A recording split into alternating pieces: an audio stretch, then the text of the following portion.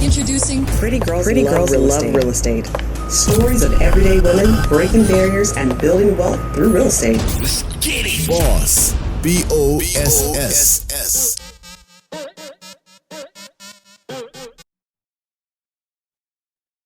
Hello. Thank you for tuning in to another episode of the Pretty Girls Love Real Estate podcast. I'm your host, Jessica Washington, and I got a super special guest in the building today, Dr. Gina Merritt. She is the founder of Northern Real Estate Urban Ventures, the founder of Project Community Capital, and she's basically like one of the GOATs in the real estate industry. So I'm really excited to have her on today. Dr. Gina, how are you? I am wonderful on this beautiful and sunny day. How are you doing? I'm doing well. I'm doing wonderful. Thank you for taking your time, after your vacation. And you're a highly sought after woman. Thank you. Every time I turn around, you're getting awarded. I see you, getting some type of recognition. So I'm glad that you took a moment for this little show to share your stories. I appreciate you. Anything for you. Absolutely anything for you. Appreciate it. So let's jump right into this because I know we got a lot to talk about. So first off, how did you even get interested in real estate?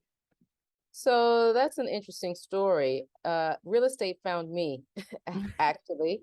From the time I was 8 until the time I was 15, I would have a dream. I guess I would call it a nightmare, really. 2-3 times a week, a bulldozer would chase me.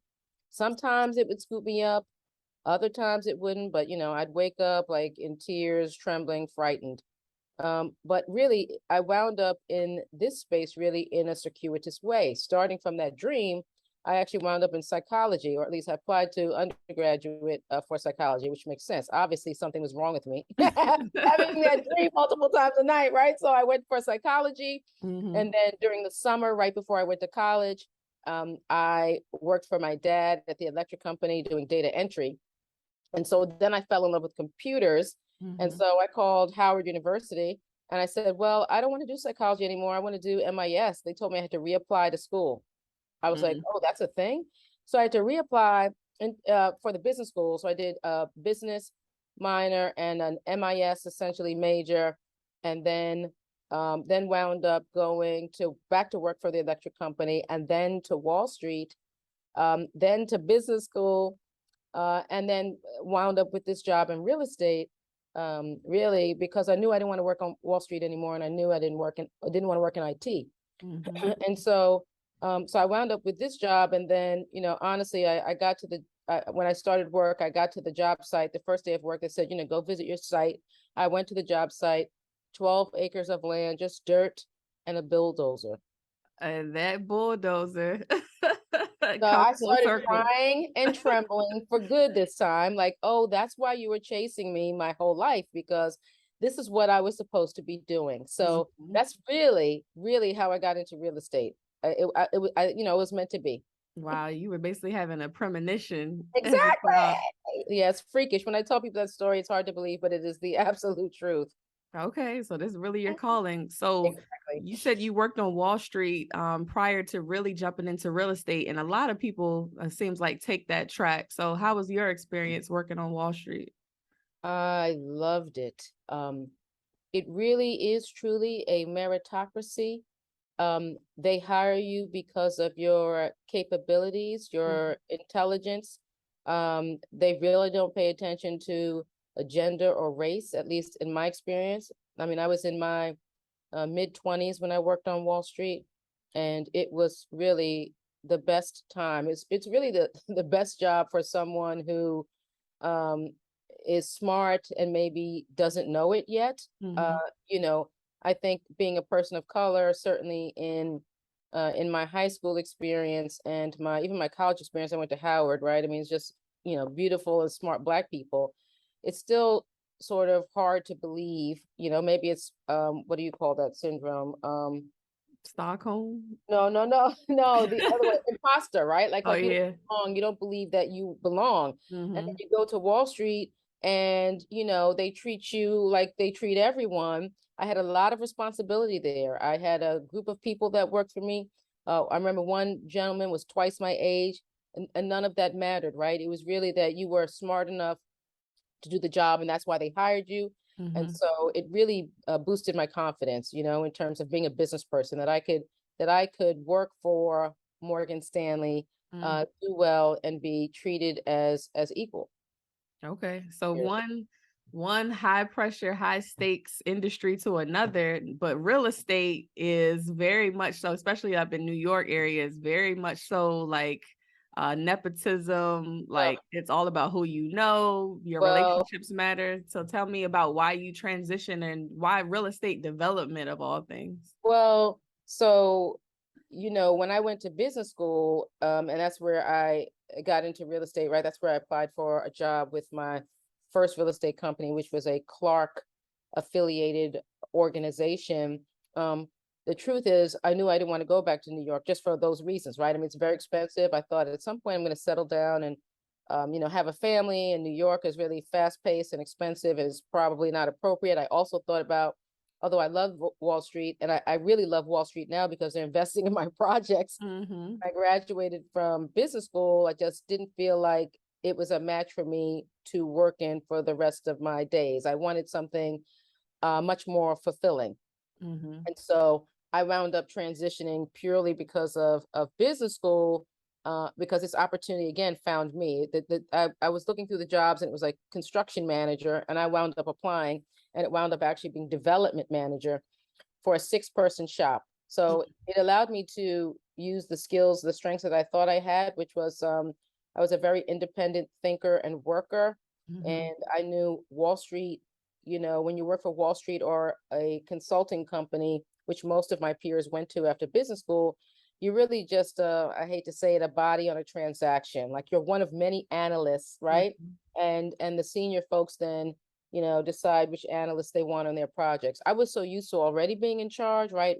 Working with a group of people who I was responsible for. Then actually the way I grew up, I was raising my siblings at 13 years old when my mother passed away. So I had this sort of innate hyper responsible personality and needed to be in charge of my own destiny. And real estate allows you to do that. Yeah. I mean, you work on one project, it's like its own business, right? It has all of the sort of components of business school, like accounting, marketing, economics, operations, even organizational behavior, because of all the people you got to deal with and manage. And so to me, it was kind of a perfect fit. I could run a real estate project, which was like running my own business, and apply all of the things that I learned in business school. And so, that just happened to work exceptionally well. And, also being able to work in communities like where I grew up, and all of that's, helped me decide and pursue this real estate opportunity once it presented itself. I knew it was the thing for me. Awesome.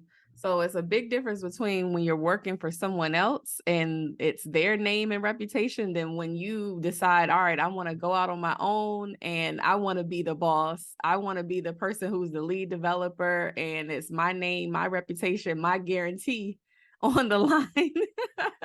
So tell me about what made you want to take that transition, or was there any specific project where you were like, all right, it's time for me to go out on my own? Well, it's interesting. That's a interesting story. Also, I was living in California with my now ex-husband. I really had a great job with a Black development company. I had an apartment on the beach in Marina Del Rey. I had an apartment in Oakland. I had my first BMW and car allowance. Girl, I was living the life, right? I didn't need to be in business for myself. But my ex-husband had graduated from a business school at Berkeley and was having challenges finding an opportunity that fit him and his capabilities. And so he basically convinced me, as I was having a baby, to go into business together. So that's really where I started. It was just like him saying, I'm not finding what I want. Why don't we do this? And, like an idiot. I mean, obviously, supportive wife. Right, exactly. There you go. I did it, and it was very, very painful.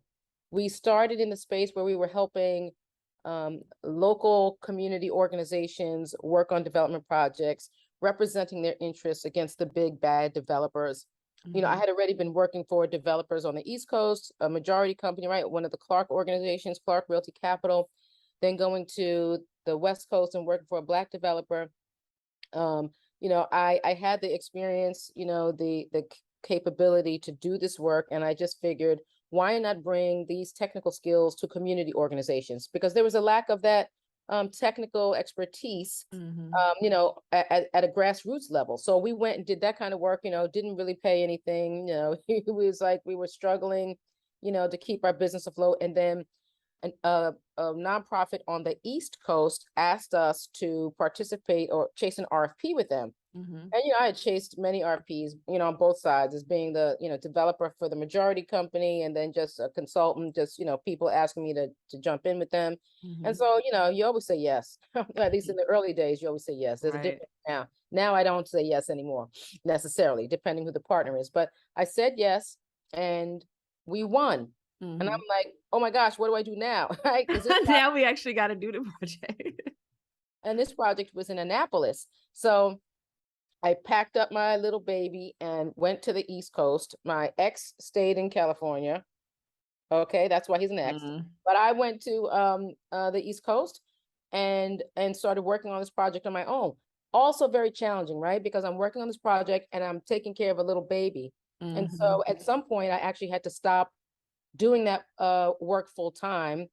I had to, because one year we missed the tax credits. We did not win that year that we applied. The first year, only projects under 30 units won. They, you know, they made the QAP in Maryland. They made it so that small projects would win because it was hard for them to be competitive.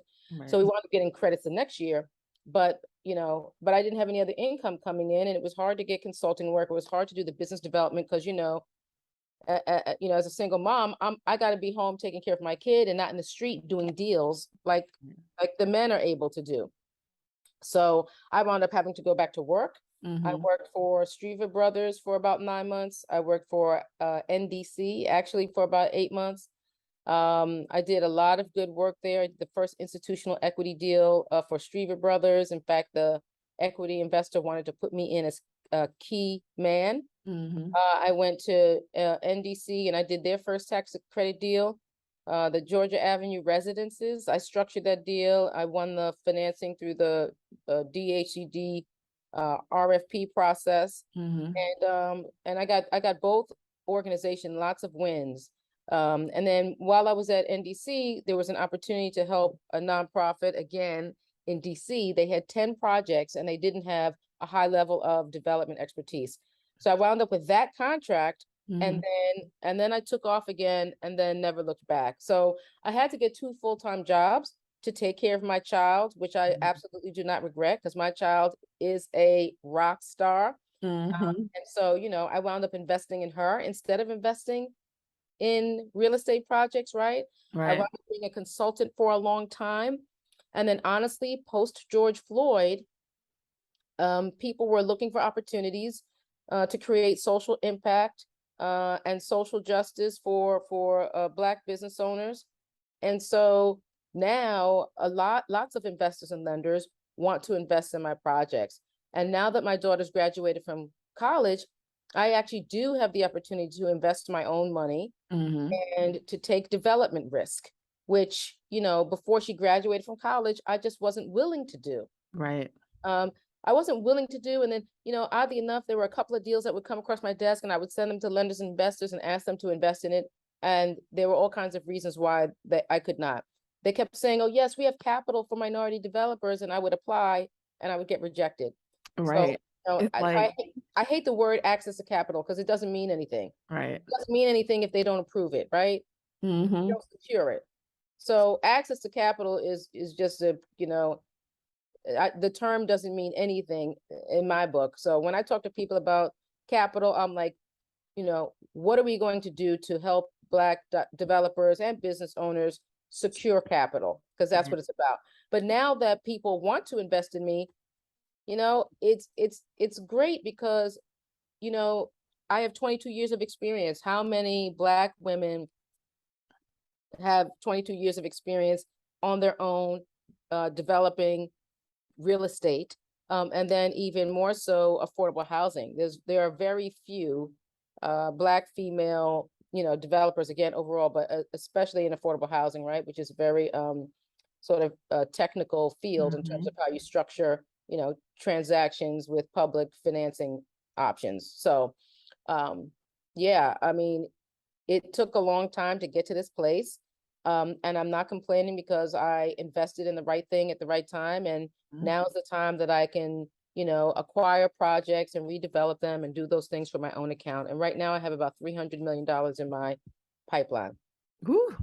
Well, yeah, like you said, now the floodgates are open. Like, it's not that many people that fit the criteria like you. You're Black, you're a woman, you got 22 years of experience, you got a track record of proven, deals. So now everybody's wants to give you money. I want the money. Thank you. I feel grateful.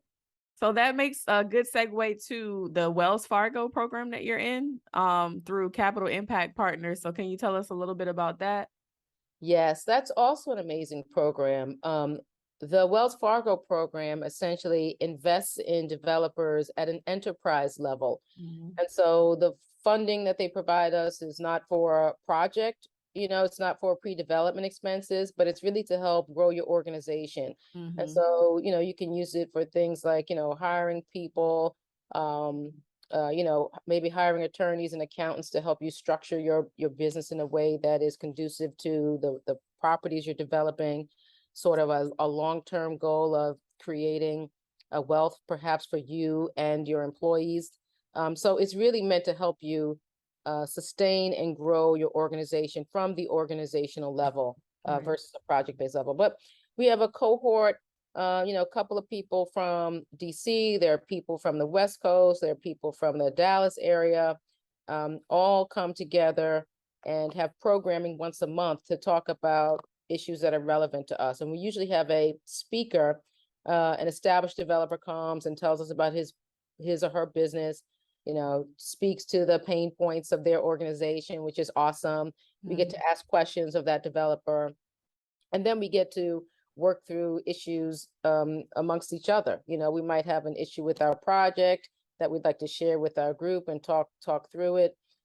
It's really an amazing experience, to be in a room with that many, 20 plus developers like yourself who have years of experience and that are on this growth trajectory. It's just amazing. And I'm so grateful for this opportunity. It has already seriously changed the trajectory of my company.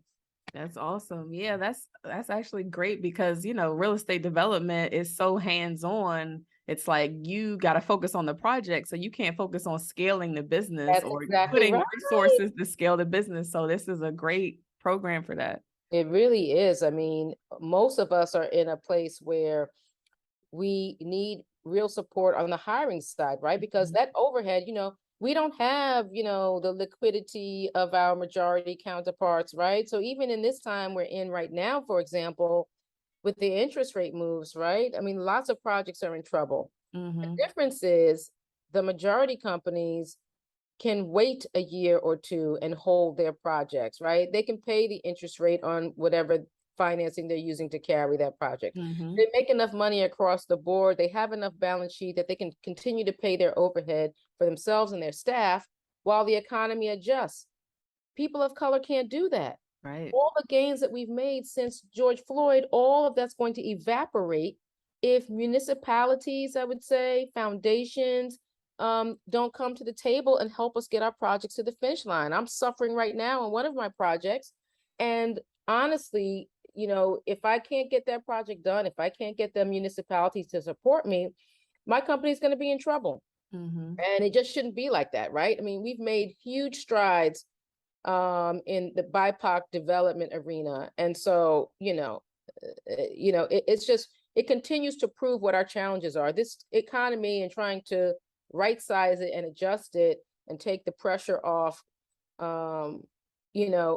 that's great for somebody who has millions of dollars in the bank that can carry. Right. All of the BIPOC developers out here who are this close to the finish line, somebody's got to help them to the finish line. Yeah. So, And I feel like, well, from what I've seen, my limited experience, a lot of the Black and people of color developers kind of gravitate towards affordable housing, which it's kind of like a personal mission for them. But and then it's also a way to use public dollars, but those tax credit application fees, like you said, the holding costs for the land, the pre-development, all of that money you got to have up front before you get those tax credits. That's exactly right. I mean, that takes a lot, right? And how does a developer of color manage that? I mean, in the last few years with the low interest rates, it was easier to bear and manage, and it allowed deals to get done, right? Because the cost of capital was so low, you needed less, say, a city subsidy or foundation grants, right, to help your projects get done. But again, just since January, with the multiple interest rate moves, that's reducing the amount of money you can borrow. So my example is that when I started my project, this one project, the project we could borrow $10 million. And right now that number is close to $8 million. So I've lost $2 million with interest rates. So where does that $2 million come from? It's got to, you know what I mean? So it's got to come from somewhere. And so either I'm going to, pull chalks and like leave the project, abandon the project and lose money, right? Or hopefully some organization, foundation, city agency steps up to help fill that gap, to help me get to closing and then help me earn those fees that will sustain my company and then help it grow. And that's really what needs to happen right now, because lots of people are putting pencils down, right? I could borrow. The cost of materials keeps going up. That's not staying. True. I mean, that's adding to the gap. You're right, because my project has a gap that's close to 2.5 million.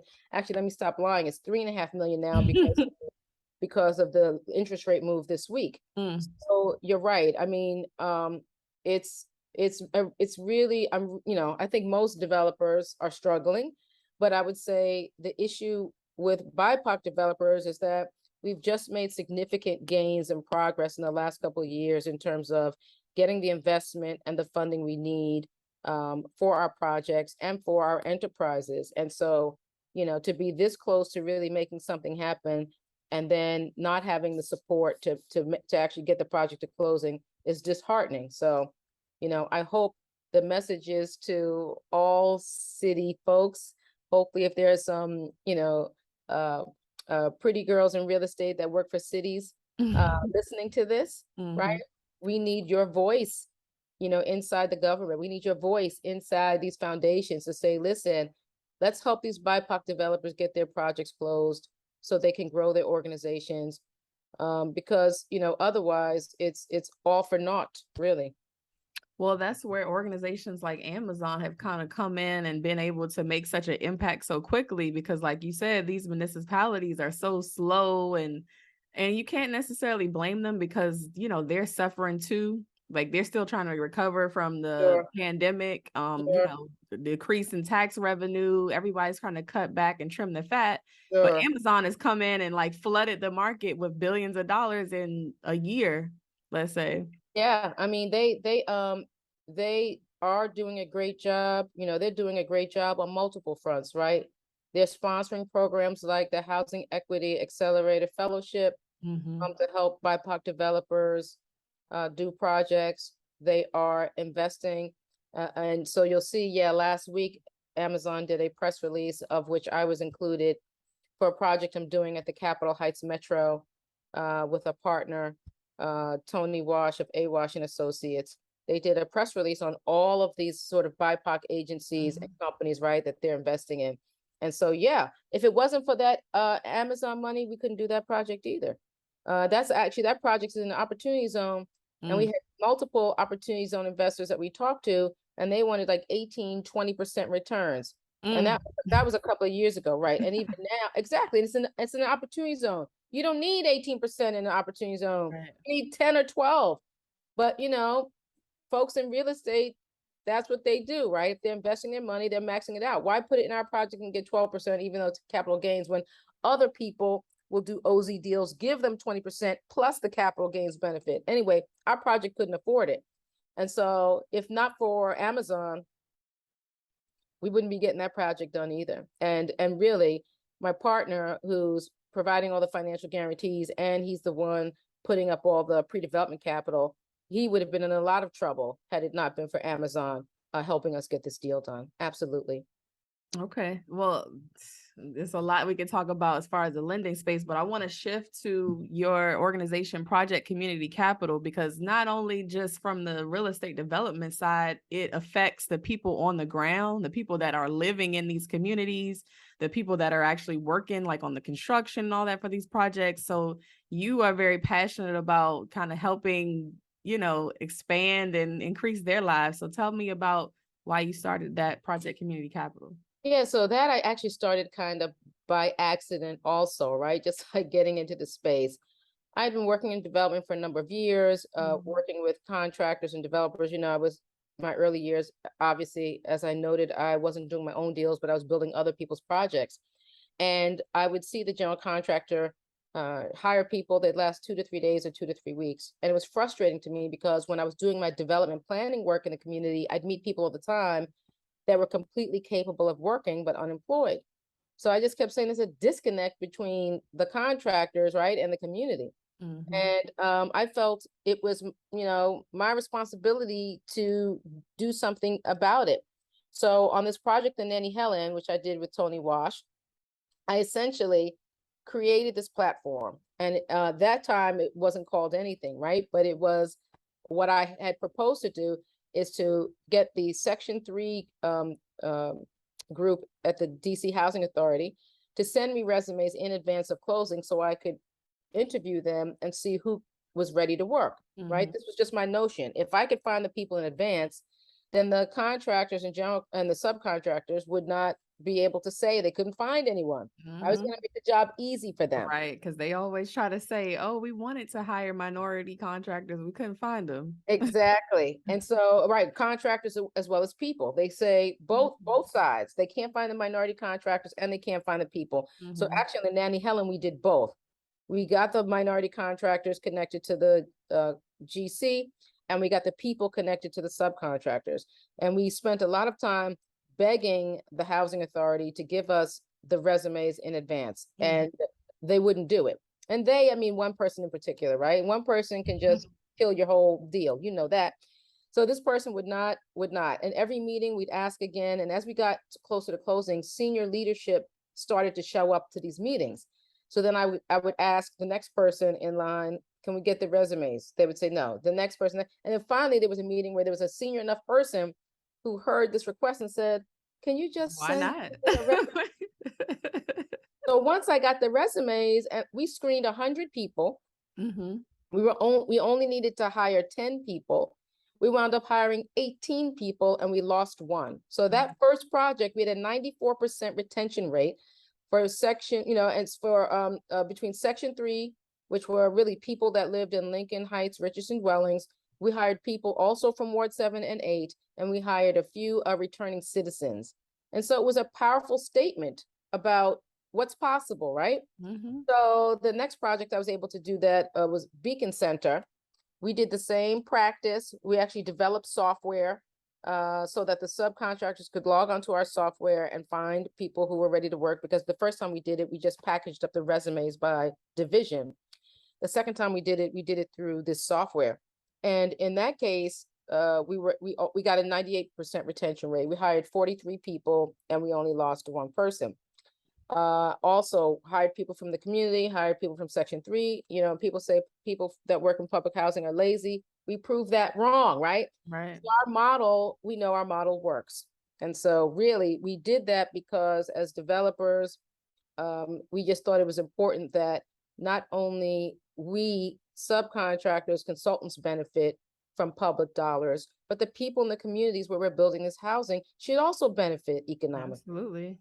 Yeah. And I mean, that sounds like a business that you could scale, outside of just Working on it right business. I'm now. about to say, because Section 3 is a regulation everywhere. Yeah. So I do have two contracts right now for project community capital, right? With third parties. So we do this for our own projects. But to your point, we're working on Port Covington with CBG Building Company. who realized also that they could use some help with hiring and MBE, WBE contracting. And actually CBG Building Company is like the sister to the development company I used to work for at Clark. And so, see, this is social capital, right? I used to work for them. And then essentially when they were trying to do this project, they said, who could help us get this project done that we trusted relationships. And then, so they hired our firm to help them. And we've done amazing work there. We got a guy who was 12 years justice involved, 2 offenses. We got him a job at Benfield Electric, a permanent job. And in 2 months, he was given the keys to the job site, offered an apprenticeship, and promoted to supervisor, and now supervises 6 employees. Wow. So Project Community Capital not only works for just construction compliance, but also permanent employment. Wow. Wow. Making impact on both levels. Yeah. And like I said, it's scalable. So you could take that model and do it from East Coast to West Coast. That's exactly right. That's what we're working on. I mean, that's what my doctorate, basically the whole point of it, what they try to create is social innovators who can create scalable platforms. So yes, being scalable is everything, and I'm working on that. And I'm glad you said that about your doctorate, because I was going to ask you that next. Like, I don't see that many people in real estate development. Like after it's people out here that are classically trained. They usually go get their MS read and then they stop there.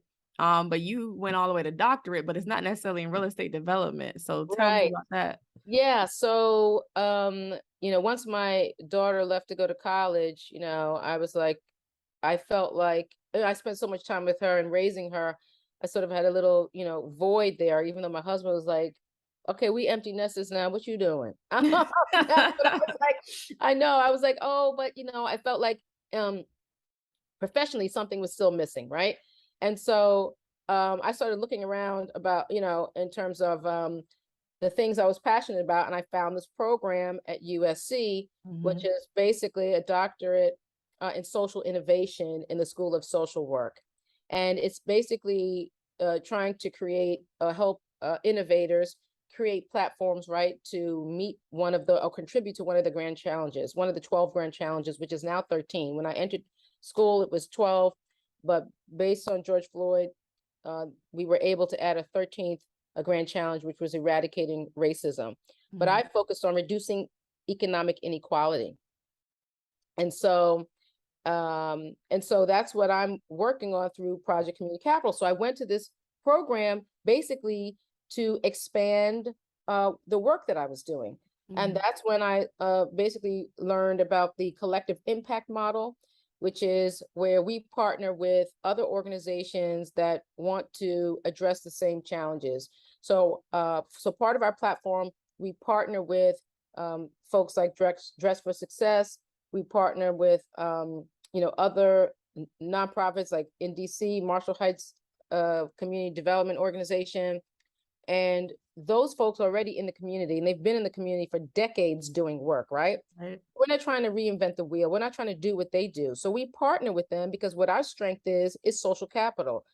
For one, we are the creators of jobs, and our friends control jobs, right? That's where social capital comes in. Right. We got a woman a job. We met at Kenilworth, where we're doing Kenilworth Public Housing Development. We're doing work there. And we essentially I sent the resume of someone from the community to a friend of mine who's a managing director at a firm. He then sent the resume to his CFO. His CFO said, oh, we happen to be interviewing right now for a office manager. So we'll interview her. They interview her. The partners interview her. They did multiple interviews with her. And then they called us and said, well, she's not quite experienced enough to do the office manager job, but she's such a dynamic person, and she has what we call #RTA, which is reliability, trustworthiness, and ambition, that we're going to create a job for her. So she had 4 jobs making $64,000 a year. Now she has 1 job making $67,000. Right. And so now she's got more time, I'm sure, to take care of her child, because she's got a daughter. And so really, pursuing the doctorate really just helped me further sort of redesign Project Community Capital. So now we have partnerships that help us when you're not ready to work, provide, social services. We also created a nonprofit arm of our platform called WFL Collective.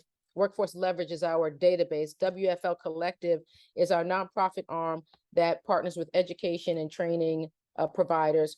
Because once we get you a job, our goal is to help you onto a career path so you can get out of the affordable housing that we're building and into the middle class. So it really is a holistic approach to community development. We also do entrepreneurship acceleration. And so we're about to start our boot camp in October, where folks come and we have a curriculum, an online platform we train folks out of, and at the end of the course, you will get $5,000 to $15,000 each for your business to help accelerate the growth. And we do that. It's called Heighten the Hustle. We do that. Basically, lots of Black folks have businesses and they do it out of their homes. Or they're a solopreneur. Exactly. So we're going to help them try to scale their businesses, right? Because, and a lot of people figured out how to make ends meet through COVID.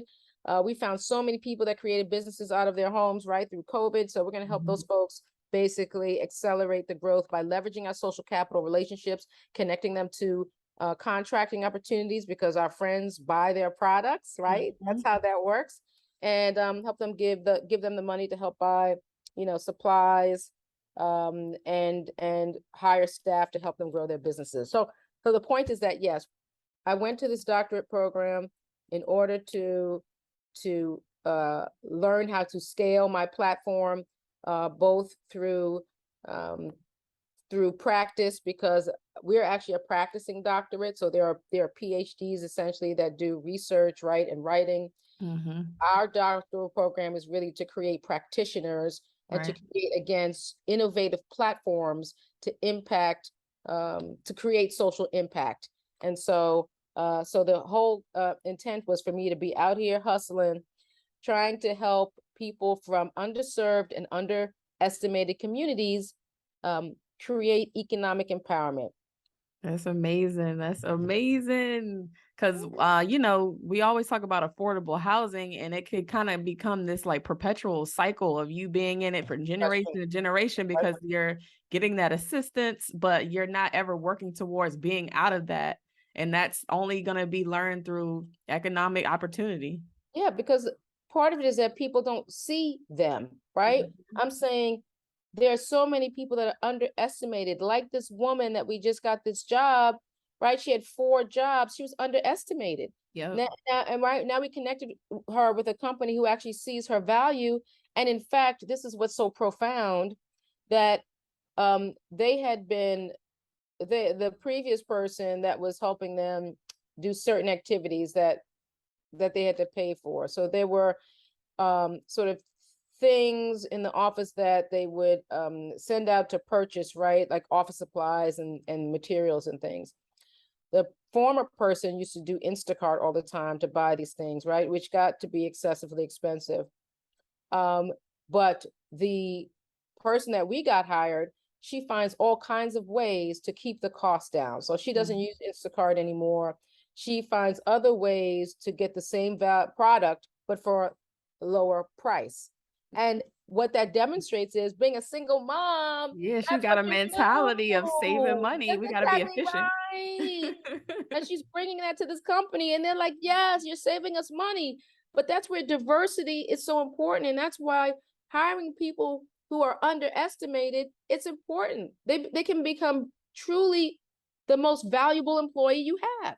Exactly. And oftentimes some of these people are, in constant survival mode. So it's like they're constantly kind of got their head down, just doing what they need to do. Sometimes they need somebody to put their resume or put, an opportunity in front of them for them to even notice that they can have something else. So that's exactly right. Yeah, it's about not knowing. And that's, again, where social capital comes. There's a theory of the strength of weak ties. And so what it suggests is that, people who aren't in your same social circle know about far more opportunities, right? Because you're usually hanging out with the same people. And if you're from an underserved community, the people that you're hanging out also don't have access to these kinds of opportunities. Right. So that's what we do. We go into neighborhoods that otherwise would not have access to these opportunities and bring them.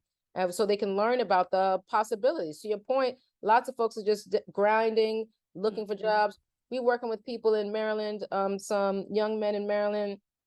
They are out here like every day trying to get a job, and they just don't know where to find it. They just don't know how to connect to it. And we recently got a bunch of men jobs who are part of our platform, who have been looking for a long time. And again, it was because we called our friends who are in charge of employment decisions. And we've gotten them many, many jobs just in the last month. It's just, over a dozen people we got jobs in the last month. So the reality is especially for those of you who are listening, if you have access to employers, high-level people and organizations that are responsible for employment, please DM me on LinkedIn, because we're always looking, seriously, we're always looking for new relationships to help place people into employment. It's a way to give back. A phone call to one of your colleagues who is a senior vice president at a bank can change the trajectory of someone's life. Yep. And then for that person that's hiring, it makes you look good. You can, Exactly. check more diversity and inclusion. Exactly. That's the truth. That's the truth. That is the truth. So we talked about social capital, and that kind of segues into mentorship, which we talk a lot about on this show. And I'm very blessed and honored to call you a mentor. But can you tell me about some people that maybe were very pivotal in your career, as far as being mentors for you? Well, so it's interesting because I don't really have any mentors, not in real estate. And it's funny because people ask me that a lot, and it's a shame, but there just aren't that many people, right? Certainly at my level, or really, it's really above, right? I need somebody with 40 years of experience, right? At this point, to be a mentor to me. But when I was coming up, I didn't have access to those, somebody who might have had 15 years of real estate experience that was certainly a BIPOC person. I do have one woman who actually was a client who has now become friends with her, like more like family. She ran a global pension fund. And so she's a beast and she worked for NASA on contract. So she's highly intelligent. So I usually call her to pick her brain on business issues, general business issues, because she's not really a real estate person, but she does know accounting and finance from her experience. But then I will say, in terms of mentors, I've had a handful of people make a huge impact on my life.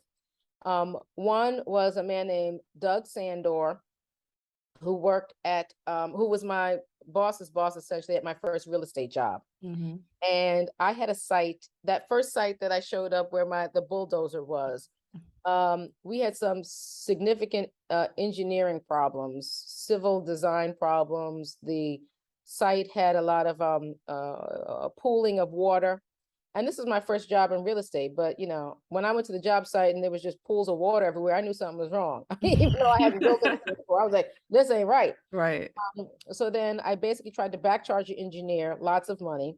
And for months and months and months, I wouldn't pay their existing bill, which was not insignificant. And then the partner of the engineering firm called my boss's boss, Doug Sandor, and said, she really needs to pay this bill, right? It's been months and she won't pay. My boss's boss says, sorry, I can't help you. That's Gina's project. So gave you that autonomy and didn't. What? I mean, right? Because this is a white man and I'm just in the game. And right, I'm a project manager. And he said, no, I'm not, and that's huge because it's white man to white man. They're basically the owners of each of their companies. Right. And so his expectation was, he could use his social capital to undo me. But my boss basically said, nah, she knows what she's doing. And so once he gave me that sort of, once he gave me that credibility, because that's what it was, right?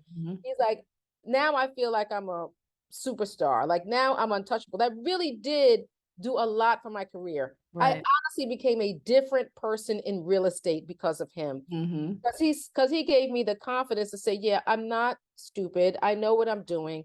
this is appropriate behavior, and I am in charge of my own projects and my own destiny. Oh my God, he believed in me, right? He believed in me in a way that I had never seen a white person believe in me. So it takes allyship. Yes. We're not out here trying to do this. We can't do it by ourselves. We don't control the economy. We don't control the money. If we don't have white people, that's just the truth, in our space, looking out for us, supporting us, then it's going to be hard to make it happen. And that man basically made me think, yes, I'm in the right place. I'm in the right career, and I'm doing the right thing. Absolutely. And I know now that you're really passionate about working with, young women, working with Black people. Like, you're always willing to partner, always willing to, give advice. So that's amazing, because it's not that many people like you said, when you were coming up. So why not make it easier for somebody else? This is it. Like, no brown person offered to partner with me on deals, even though, I've been known for a long time as an expert in this space. But, nobody was interested in partnering with me. And in fact, most of the times when RFPs came out, public RFPs, I didn't get any calls. And the few times that I did get calls, the developer wanted me to do some menial task, like community, like the community outreach or the subsidy applications. And obviously I can build projects soup to nuts, and I can run circles around a lot of these majority companies. But they completely disrespected me by asking me to do nothingness to be on their teams. I mean, I would say, only group out here who actually treated me as an equal, who I haven't done a deal with yet, but we've chased multiple deals with together, are Hoffman and Associates. At every single, we chased a couple of projects together twice. There were reasons why we wound up stepping out and not pursuing them. We would qualify, but not pursue it to the end. But they gave me mad respect. I wrote sections of the RFP. I was able to make comments on the numbers, comments on the design, comments on the strategy. They wanted me at every single meeting, and they wanted my input. Also a very rare thing, right? Yeah. And so I've been fortunate to have a few white developers at least want to partner with me. The project I'm doing in Cleveland right now are some guys out of Texas who are partnered with me, who are amazing. I'm the 51% owner, and they allowed me to do that, do the day-to-day work, and they're not breathing down my neck or anything like that. So it's rare, certainly, for a person of color to have these partnerships with majority developers when the minority developer actually wants to do the work, right? Lots of people have approached me saying they want to give me an ownership interest, but they don't really want me to do anything. So I'm not interested in those partnerships, right? But what I've learned is that there's power in partnership if you can find a good one. And because no person of color had come to me to try to partner with me, I basically said, I'm going to be the one to do that. I depend on somebody else when I can do it myself. And so through the Capital Impact Equitable Development Initiative, I put a call out to developers essentially to see if you want to partner with me, if there's deals that you can't do, because people, financing entities were kind of pursuing me to help me with my deals. And I figured, why not leverage that into a partnership with somebody who might not have that opportunity? Right. So instead of doing it all for myself and being greedy and say, yes, I can get the money now, let me just do it by myself, I basically, asked other people to bring me their deals so I could do deals with them. So essentially, someone did, right? So I just closed on a 110 unit property in August, which I'm sure you know well. And but that was brought, but the first person who it was brought to was a younger, less seasoned developer. And that developer brought it to me, and we formed a partnership, and we're getting the project done. So now I'm in multiple deals with people, younger, newer developers. And then the other thing, to your point, in terms of mentorship, I'm mentoring in the Capital Impact Amazon sponsored Housing Equity Accelerator Fellowship. I have 2 mentees there. Through Capital Impact's Equitable Development Initiative, right? I have a cohort that I mentored during the program that I still mentor, right? Of course, you're one of them. And then I recently got basically pulled in to do a ULI cohort mentorship. And in fact, I'm sponsoring a happy hour with all 3 of those cohorts here in October to get all of my mentees together to talk to each other, talk about the deals that you're doing. Maybe there's a way for you all to collaborate and support each other, because we don't do enough of that. Absolutely. So I'm sponsoring that event, to help my mentees sort of stay together, talk to each other, and hopefully do work together, because, we as Black people don't collaborate enough. But the other thing that happens all the time, in fact, I was out last night with a couple who were interested in learning my story and getting into development. People DM me all the time at LinkedIn and say, oh, I'm seeing all this stuff about you as a developer. I'd love, a couple of minutes of your time to talk about, my interest in development or a project I'm working on. So yes, I spend a lot of time on Zoom calls with newer, younger developers, trying to tell them about how the game works and looking at their projects. I've analyzed other people's models to tell them, where the flaws are, what they need to do to make the deals work. I've done a lot of that. I think it's important. I think, I'm hopeful, as I'm growing my company and becoming more successful, it really is my goal to stay accessible, because I did not have the same opportunity. And, there are so, there are 4 to 5 times as many Black real estate executives, male rather, than there are female. So women are definitely my priority, because it is so hard for us to be treated equally. I've just had so many challenges, even on recent deals, where people challenge every day my experience and my knowledge, right? My expertise. And so, we really struggle as Black women, in this space. Well, look, I'm so glad that you're, who you are. I'm so glad that you're getting your flowers now.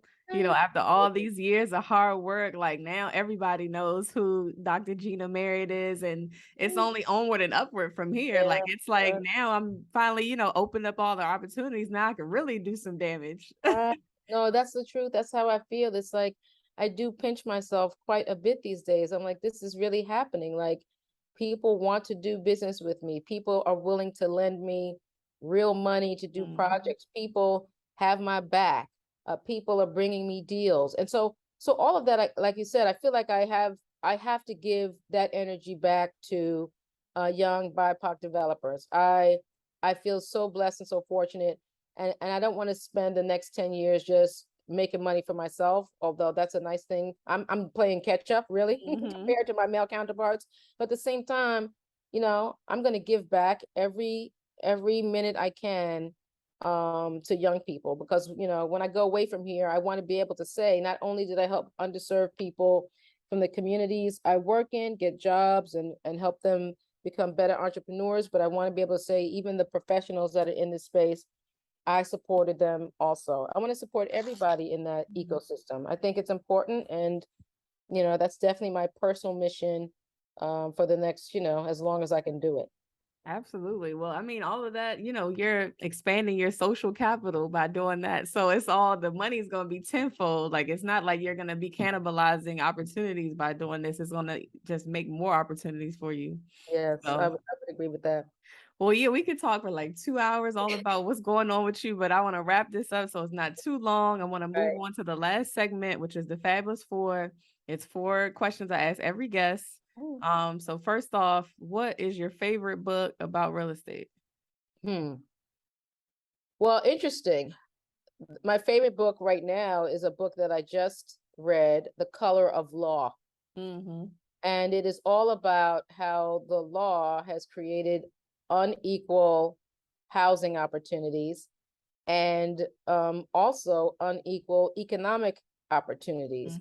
And by listening to all of these stories about how, Black neighborhoods were created, how schools were moved from neighborhoods to help keep people in low income housing, and creating a void in education. Like, the law, for years has been set up to make our lives very, very difficult as people of color. And so once I read that, which was just recently, like a month ago, it's made me double down on my mission. I mean, I listened to those stories because I knew about FHA and the lack of financing for Black neighborhoods, right? They wouldn't finance neighborhoods that included Black people or gave Black people housing opportunities. Like, I knew about all that. But this story goes into such depth in a granular level about how the government has created this society and all of the sort of problems that people of color have in housing and employment. Yep. And it made me so friggin' angry. But I'm so happy I listened to it. And I think every real estate developer, anybody in real estate should listen to this. If you can listen to it, rather, like Audible, certainly a way to, we're always in the car. So it makes it easy to read because, it is a challenging material. Listen to this book on Audible, The Color of Law. Yeah. It will really change. I mean, it's changed my life. I am working much harder. I was already working hard, but I'm working much harder for Black people now. Yeah, we got a long way to catch up still. We're making a lot of progress, but it's like we're still so far behind. So absolutely. All right. So the second question is, what advice would you give to your younger self when you were just getting started out with your career? I would say don't let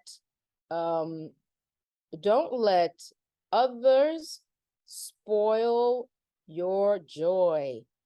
Really, because I would say for most of my life, not having a mom when I was 13 years old, I really struggled to sort of find my happiness. And what made me happy really was education. I was luckily, intelligent enough to do very well in high school and be in advanced placement classes. I did well in college in the business school. But people were, I don't know, maybe envious of that. And that harmed me a bit, right? It always sort of challenged my self-confidence, right? The fact that, I would get some of this, you're not Black enough thing, because I was, because I always smart. did well, right, exactly, because I always did well in school. And so, maybe I could have been further ahead in my career. Maybe I would have made some different choices, although obviously I wasn't supposed to.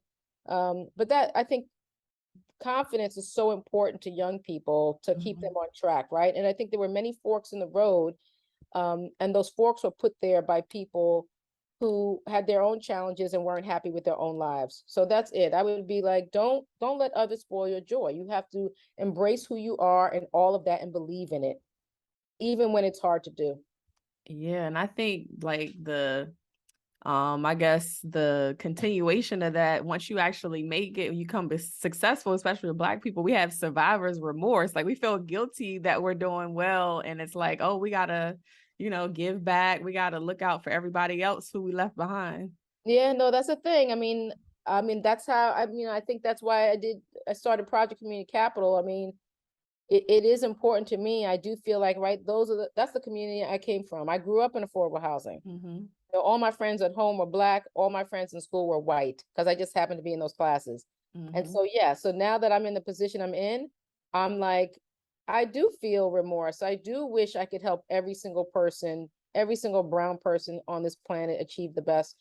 And, I'm working on impacting as many people's lives as I can. But yes, I think that's a thing about Black people, but I wouldn't want to take that away because we have to help ourselves, right? We didn't create this society. It's not our fault that, there's high unemployment in our neighborhoods. This system was created. And so it takes all of us to contribute to help people up and out. Absolutely. Absolutely. All right. So third question is, what topic in real estate do you personally want to learn more about? That's a good question. I would say raising a fund and having my own fund. Because, specifically in affordable housing, you don't necessarily need it, right? Because, you need pre-development capital and then you get tax credit equity. But I'm looking more and more at NOAAs, right? Naturally occurring affordable housing projects. And those projects need equity, right? But those need equity that, can't get 18 and 20%, Right. get 10 and 12%. And so that's not something I've had to do before, raise my own fund. I've worked on institutional equity deals. Mm-hmm. And so, yes, that's my thing. So I'm in the mode for creating a fund. So anybody out there listening who's in the space who wants to figure out how to work together to start a fund, DM me on LinkedIn. I feel like that would be the natural next step for you, because we didn't even talk about this, but you're a avid political fundraiser. So raising a fund for deals should be right. Should be. Yeah. Hopefully. It's a kind of a different animal, but yes. So yeah, I'm hoping, in the next 24 months, I can stand one up. That's the goal. We'll see. All right, cool. So last one is to give a shout out to another woman in real estate. Give a shout out to another woman in real estate. I would say Sheila Johnson. All right. The founder Salamander. Yes. And the one that just bought, I guess, Salamander DC, right? She bought the old Mandarin Hotel. Mm-hmm. That lady is amazing. Like what she had to deal with, like when building her hotel out in Virginia, right? And how people tried to block her and stop her from building that. And now it's the largest employer in the town where her hotel is, right? She has created economic opportunity, not only for Black folks, but for white folks. Yeah. And she has such humility. So she's an amazing person. And I actually did get to meet her once in person. But yeah, I would love to host her for a fireside chat around real estate as part of one of these many conferences out here. So yeah, I just love what she's been able to do. And, hopefully I can be a mini her one day. Well, you just spoke it into existence. I feel like it's gonna happen now, like in a couple months. That would be nice. That would be nice. I hope so. I'll take a couple of years. I'll take a couple of years. Okay. We'll give it a couple of years, but I feel like it's gonna happen now. You're already on the conference circuit and you're getting an award every month. Every time I look up, there's something happening with you. Yes. I've definitely been blessed, in the last couple of years. So hopefully I can stay on this path. Awesome. So how can people get in touch with you? DM me is the easiest way on LinkedIn, right? So you can just look up Gina Merritt. You can look up Northern Real Estate Urban Ventures. I respond to my DMs. I usually ask people for their email addresses, and then I have my EA follow up to set up a Zoom call. So yes, anybody looking for me, please DM me on LinkedIn. That's the best way to reach me. Awesome. All right. Any last words of wisdom for the listeners? Last words of wisdom. When you take a vacation, try to take a vacation, because we really do need time to rest, relax, and recharge. Mm-hmm. And although I need to heed my own words, I do think it's important. I did get to spend some time like sitting in the sun and relaxing and zoning out. And I came back from vacation, not as well rested as I would like to be, but I think anybody in business, we're so passionate about our work. We could do it, 16 hours a day. But our brains need rest, as do our bodies, in order to do the work that we need to do. Mm-hmm. All right. Yeah, I got to take that advice as well, because you can just constantly be running and doing and, getting pulled in a million different directions. But exactly. You can't be at your best. Exactly. You can't be at your best unless you rest. That's right. And getting enough sleep on a daily basis too. That's another thing. So exactly. 7 hours I try to get, but that's a rare occasion.